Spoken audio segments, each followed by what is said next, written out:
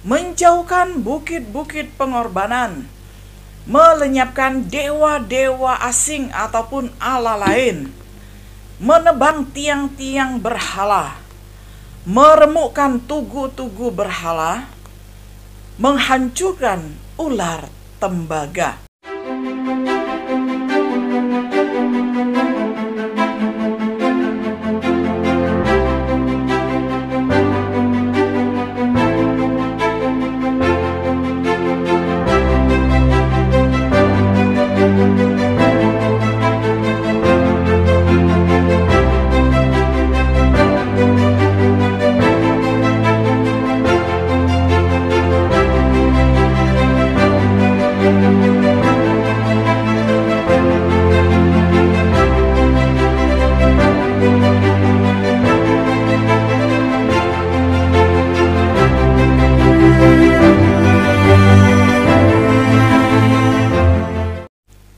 Shalom sahabat setia yang dikasihi oleh Tuhan.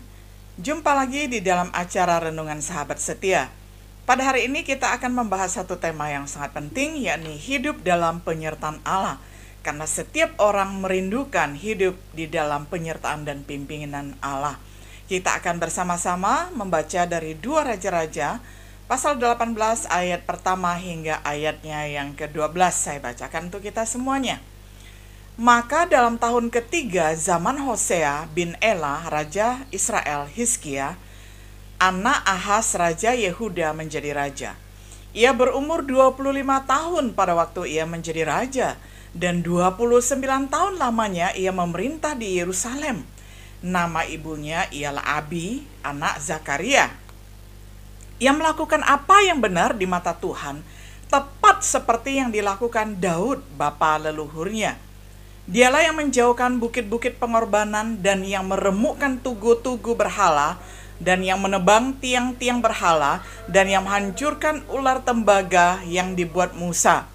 Sebab sampai pada masa itu, orang Israel memang masih membakar korban bagi ular itu yang namanya disebut Nehustan.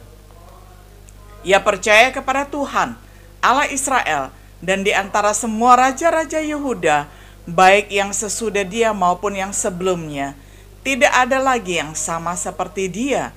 Ia berpaut kepada Tuhan, tidak menyimpang daripada mengikuti dia, dan ia berpegang pada perintah-perintah Tuhan yang telah diperintahkannya kepada Musa. Maka Tuhan menyertai dia kemanapun ia pergi berperang.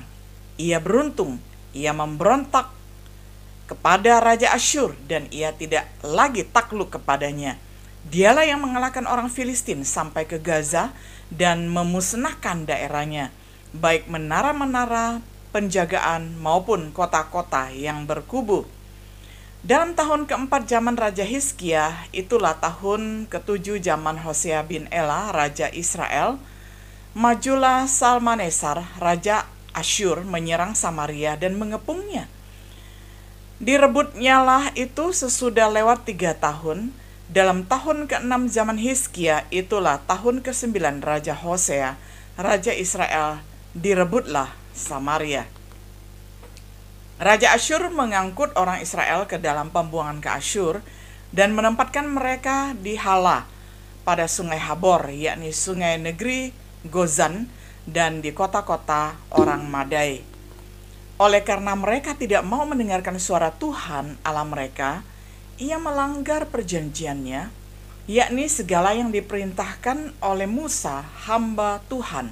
Mereka tidak mau mendengarkannya dan tidak mau melakukannya. Sampai sedemikian jauh pembacaan firman Tuhan dari 2 Raja-Raja 18 ayat pertama hingga ayat yang ke-12. Sahabat setia yang dikasihi oleh Tuhan, semua orang membutuhkan apa yang dinamakan pegangan hidup. Karena itu semua orang berlomba-lomba mengusahakan untuk memperolehnya. Usaha ini adalah baik dan benar. Namun usaha ini akan menjadi tidak benar apabila dilakukan dengan cara dan alamat yang salah. Bukan tidak sedikit orang-orang di dunia ini, termasuk orang Kristen, yang mencari pegangan hidup di luar Tuhan. Mereka menaruh percaya kepada hal-hal yang demikian, dan mengharapkan sesuatu darinya, berupa pertolongan, perlindungan, dan keberhasilan. Namun semuanya ini hanya mengarah kepada kehancuran dan ketidakpastian hidup. Di sisi lain, masih ada sebagian orang yang sungguh hidup bergantung kepada Tuhan. Hal ini dapat diketahui melalui cara hidup mereka yang benar. Karena itu mereka dapat menikmati Immanuel dalam segala hal, yakni penyertaan Allah di antara kemenangan dan luput dari bahaya sebagai wujud penyertaan Tuhan. Pertama-tama kita mau melihat hidup di dalam penyertaan Tuhan itu adalah kita perhatikan cara hidup orang yang disertai oleh Tuhan. Semua orang menghendaki penyertaan Tuhan, namun tidak semua orang mengalaminya. Karena Tuhan hadir dan menyertai orang yang hidupnya berkenan kepadanya. Di antara cara hidup yang berkenan pada Tuhan itu adalah, pertama, tidak mengikuti cara hidup orang yang tidak benar. Bisa kita bandingkan dengan 2 Raja-Raja 16. Hizkia adalah anak dari Raja Ahaz. Dari ayat pertama kita mengetahui informasi ini. Ahaz adalah Raja Yehuda yang hidup tidak benar di mata Tuhan. Bisa kita lihat keterangannya di dalam 2 Raja-Raja 16 ayat 2. Ia hidup sesuai dengan kelakuan raja-raja Israel dengan cara mempersembahkan anaknya sebagai korban dalam api. Mempersembahkan korban pada Allah lain. Pasal 16 ayat 3 dan 4. Kendati pun ayah Hizkia adalah jahat di mata Tuhan dan hidup dengan semua perbuatan-perbuatan kegelapan, namun Hizkia tidak mengikutinya. Yang kedua, mewarisi cara hidup orang benar, ayat 3. Hizkia melakukan apa yang benar di mata Tuhan. Hal ini sama halnya dengan cara hidup Daud, bapa leluhurnya. Ia meneladani atau menuruti cara hidup dari orang-orang benar. Yang kedua, mengadakan reformasi iman di ayat yang keempat. Melenyapkan semua sarana penyembahan berhala dan dewa-dewanya. Bukit-bukit pengorbanan dan tiang-tiang berhala sudah ada sejak pemerintahan Ahaz, ayahnya. Pada masa pemerintahan Hizkia, ia melakukan apa yang benar di mata Tuhan.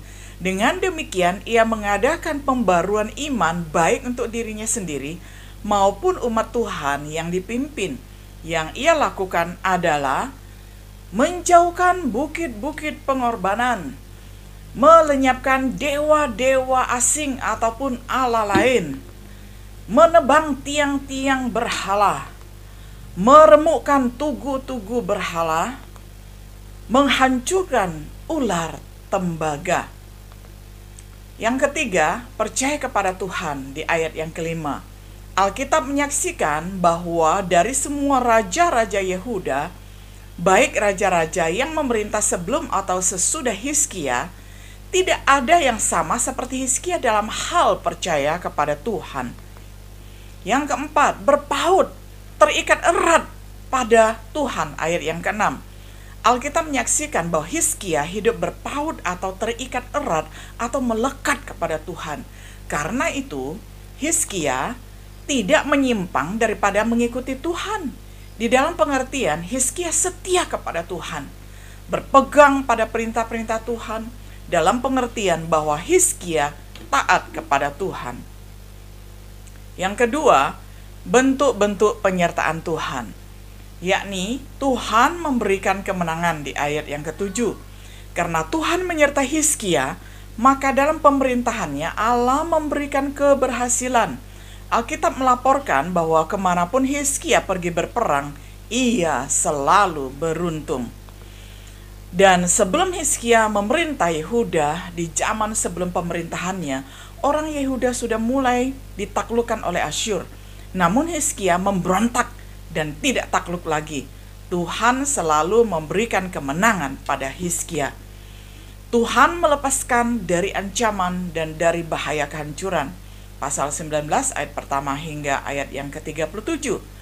Dalam tahun ke-14 pemerintahan Hizkia, Sanherib, Raja Asyur, menyerang dan merebut kota kubu negeri Yehuda. Pasal 18 ayat 1. Kemudian Hizkia menerima berita mengenai penyerangan Yerusalem. Pasal 19. ayat 10 hingga ayat ke-13. Sikap Hizkia yaitu berdoa kepada Allah meminta keselamatan atas bahaya ancaman dari Asyur. Pasal 19 ayat 14 hingga ayat yang ke-19. Dan Tuhan menjawab doa Hizkia bahwa Tuhan melepaskan Yerusalem dari tangan Sanherib.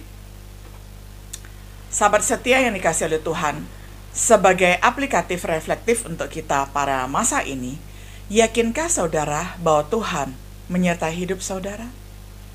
Apakah saudara dapat menyaksikan bentuk-bentuk penyertaan Tuhan dalam hidup saudara? Dalam apa saudara? Mari kita ingat dan refleksikan.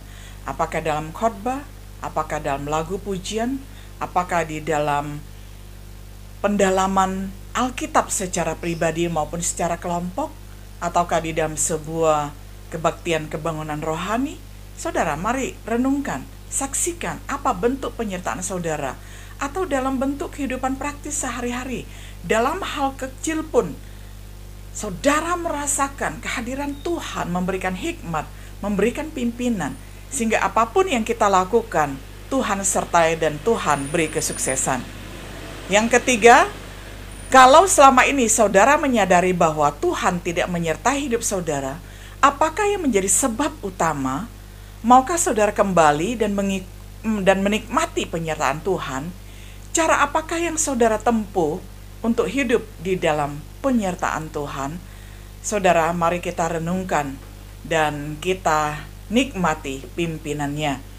Secara pribadi, saya selama puluhan tahun di dalam mengiring Tuhan, saya menikmati pertolongan penyertaan Tuhan yang luar biasa. Bahkan di saat kritis, bahkan di saat sakit, bahkan di saat kecelakaan, apapun yang menimpa di situ, penyertaan dan pimpinan Tuhan terasa jelas sekali.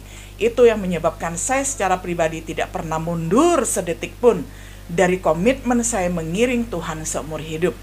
Kiranya di dalam pelayanan setiap diri kita boleh mempunyai waktu refleksi, mempunyai waktu kontemplasi, agar hidup kita semakin hari semakin bergantung dan mengalami Immanuel, mengalami Allah yang menyertai kita.